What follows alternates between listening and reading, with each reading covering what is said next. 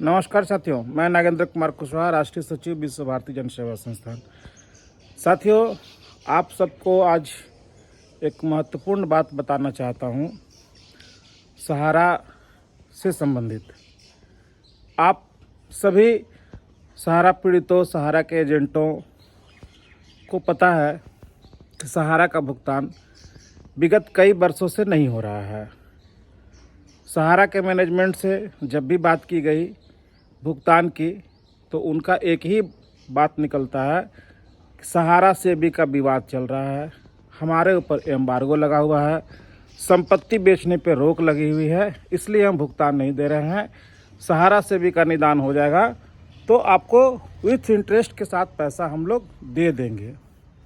लेकिन साथियों, सवाल ये उठता है कि जो बातें ये लोग आज हम लोगों को 12 साल से लगातार कहते हुए आए हैं, वही बातें जब हम लोग न्यायालय में जा रहे हैं, प्रशासन के पास जा रहे हैं, तो वहाँ ये क्यों नहीं कह पा रहे हैं।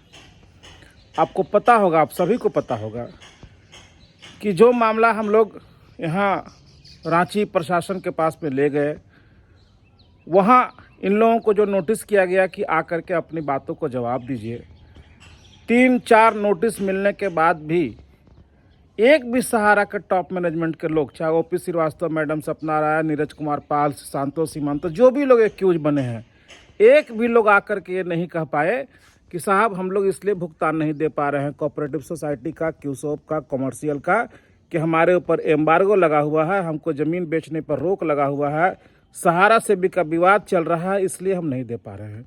एक लोग भी कहने के लिए बात नहीं आए। और यहाँ तक कि जो पिटीशन दाखिल किया गया हाई कोर्ट में, लोअर कोर्ट में, उसमें भी ये बात मेंशन नहीं किया गया कि हमारे ऊपर एम्बार्गो लगा हुआ है, सहारा से भी का विवाद चल रहा है, इसलिए हम भुगतान नहीं दे रहे हैं। बड़ा आश्चर्य होता है। एक तरफ देश के लोगों को 12 साल से लोग गुमराह किए कि इन सब कारणों से हम भुगतान नहीं दे रहे हैं, और दूसरे तरफ जिस प्लेटफॉर्म पर एक कहने की बात आती है, वहाँ ये कह भी नहीं पा रहे हैं हम। बड़ा आश्चर्य होता है।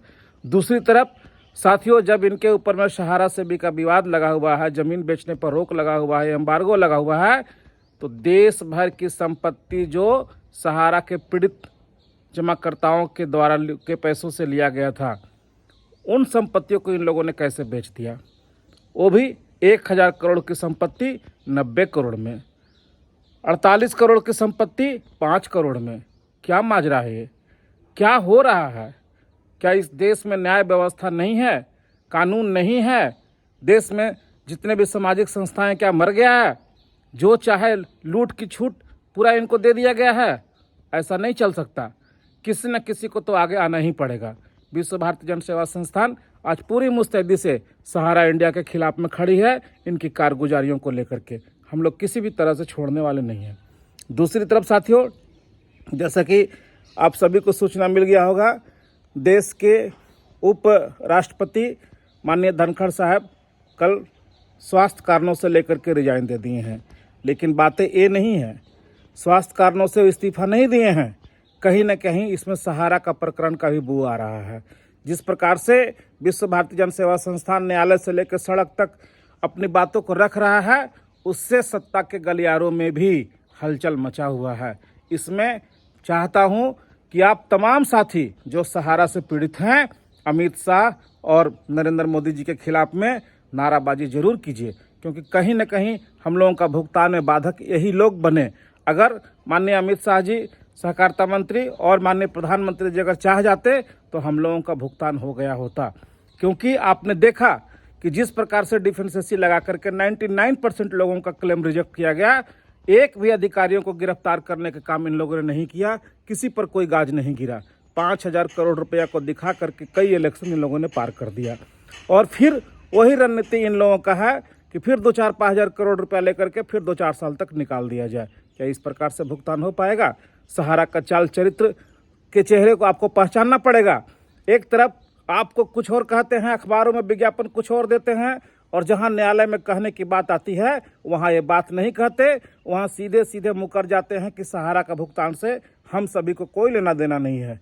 ये पैसा सहारा के एजेंट लाए थे, अपने रिस्क पर लाए थे। हम लोगों ने नहीं कहा था गलत तरीके से ये लोग हाई इंटरेस्ट दिखा करके लाए थे और कमीशन का लालच में इन लोगों ने पैसा ला करके जमा किया है। इसीलिए भुगतान की जिम्मेवारी सहारा प्रबंधन की नहीं है, सहारा के एजेंटों का है।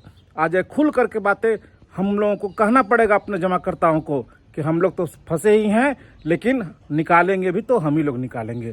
तो इस बात को समझना होगा कि एक तरफ अगर सहारा से भी का विवाद है तो दूसरी तरफ तुमने सहारा की संपत्तियों को बेचा कैसे।